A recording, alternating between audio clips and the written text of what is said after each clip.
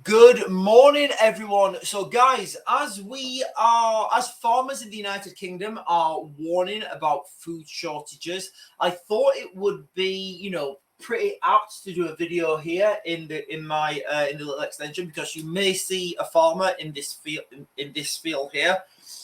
He's out in his tractor this morning. I don't know what he's doing. He goes around in his tractor, and I don't know. Anyway, we have a good rapport with the farmers. They let us take wood from their the little woods at the bottom there, guys. I don't know that little woods there. It's like it separates these two fields, and the farmer lets us take wood out of there. Anyway, guys, there is food shortages on the way in the United Kingdom. Now, there's so many complicated reasons for this. And, whether it's the price of energy, the price of fertilizer, the price of labor, the labor shortages, minimum wage in the United Kingdom, all this sort of stuff, there are, we're going to have big problems on their way.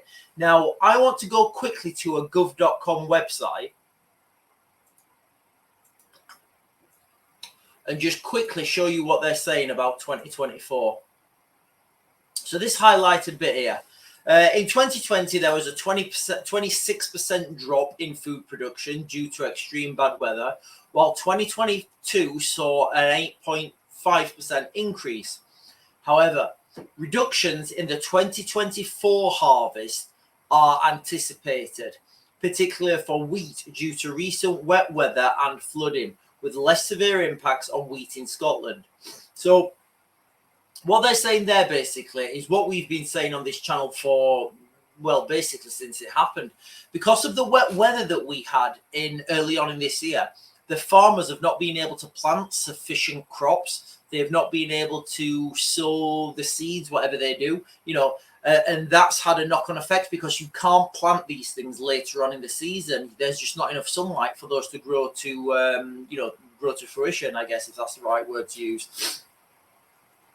Now, if we double this up with the fact that the United Kingdom, we're a net food importer, and honestly, I don't know how that's even a thing, that we're a net food importer. It just seems to me absolutely absurd that we don't grow enough food, to support ourselves. Now, another contributing factor that absolutely nobody seems to be even considering at the moment is the amount of new mouths we're having to feed. And this is going up at an exponential rate. Now, if we only have in the United Kingdom, say we have X amount of fields, X amount of growing space, an exponential increase in population would mean you have to exponentially increase those fields. Now, whether that be fields for livestock, for, growing, whatever, you would think that needs to increase exponentially, but it's not. Why? Because we live on an island, and that's the reality of it. So, counter to that, you're actually having a system at the moment in the United Kingdom whereby we're having more people, we're having more mouths to feed in the United Kingdom, but we're actually shrinking our growing space in the fields, by which it's now more profitable for farmers to grow flowers in their fields rather than crops. Sorry, guys, I'm not fully caffeinated yet. So if you put all this into, a pan, it doesn't end anywhere good. Now, all of Europe, they're facing similar situations. There's similar situations in Poland. The war in Ukraine has massively affected the European food market, because, the Europeans used to get a lot of food from Ukraine. That just doesn't happen anymore. There's problems in Africa with, there's been a huge drought in Africa. So the Africans don't have enough food to feed themselves. And all the time you're literally having, I'll put some links in the description, but you're having farmers come out all the time doing, interviews to news articles, writing blogs themselves, doing videos, and literally all the farmers are saying the same thing. Guys, we're running out of food. And all it seems that the government is doing is, imposing green taxes or whatever on farmers, making farmers be more green, And it really does. If you take a step back on it, it looks like, you know, we do have a war on food production. Now, I'll just read you a quick headline from another article from the Times. With egg shortages already a familiar sight on the supermarket shelves, farmers are warning that vegetables and grains could be next, as environmental schemes take large areas of land out of use for production. Stephen Holt, 66, who farms 670 acres in Northamptonshire, said farmers were being incentivized by government subsidies to reduce domestic food production in favor of wildlife. So if you go back to what we originally said, the UK are looking at food shortages. We're looking at food shortages now because of climate. You know, the bad growing season, having too much rain in the sea, you know, in those few months where you have to plant the seeds. They're the climate. That's the climate, you know. Now, you've also got, concurrently to this, systems where, like we just said, the government are incentivizing people to stop growing food. Can you imagine a situation whereby you're running out of food, and you know the people who produce food, they stop producing food as well? It really is absurd, and I can't understand the theory. You know, I really can't understand the theory behind it. I'll just quickly read you this as well, guys. You know, this is from another article from it's called UK Threat, UK cross-government programme on food security.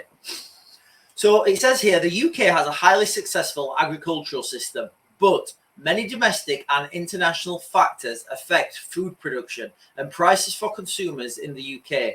This became evident during the world food price spike of 2008. So if you guys remember 2008, we had a financial crisis across the world. You know, prices of everything just absolutely rocketed. Lots of people were unemployed. It was carnage. You know, we had to bail out the banks, and you know, I can talk about that. But we've got all these factors now affecting people's food supply, and they're not affecting it. They're not affecting the food supply, you know, exclusively to one country. This seems now like it's a global problem. You can go from Africa to America, obviously the United Kingdom. We've had a really wet season. And then, you know, you can look at Europe in general. Everywhere now in the Western world, especially in Europe, we're looking like we're facing huge food shortages the harvest this year is, I'm going to suspect that the harvest this year is going to be one of the worst ones on record, because nobody's been able to plant anything in the early months of the year. We've spoke to farmers, we've spoke to people in that industry, and everybody's saying the same. Even the government on their own, you know, on the own gov.com website, they're saying the same, that 2024 is going to really suffer. So like I said, we're a net food importer. So we ran out of food this year, food that if we only ate food that we produced ourselves, we would have run out, I think, on the 14th of August or middle of August. So next year, that's obviously going to be a lot less because we're producing a lot less food. So that means we're going to have to import that much more food. And at some point, you know, where are we going to get this food from? Because if everybody's suffering the same shortages, if everybody's suffering the same problems, everybody's going to need to get food from somewhere. And if there's shortages all over of production, where is it going to come from? Guys, if you do anything, please try and just get yourself some food in your house that you can store.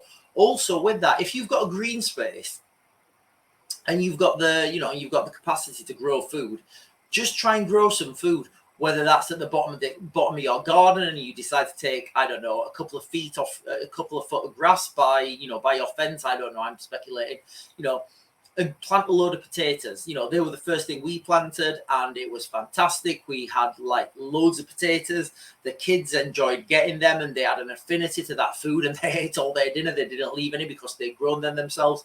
This year we tried growing tomatoes. It was an absolute catastrophic fail. I don't know what I did wrong. I don't know whether it's because there wasn't, I genuinely don't know. But like, so we're learning to grow food, and I think everybody should learn to grow food at least learn to grow something. Like I said, the potatoes are a fantastic one to start with. It was the first thing we did. We had a really good yield, and they were just fantastic. We tried with tomatoes and absolute failure. So I think next year we'll try something different. But guys, seriously, these food shortages are coming. I don't think people are going to run out of food per se in the United Kingdom, but what I do see are massive food hikes and massive food shortages.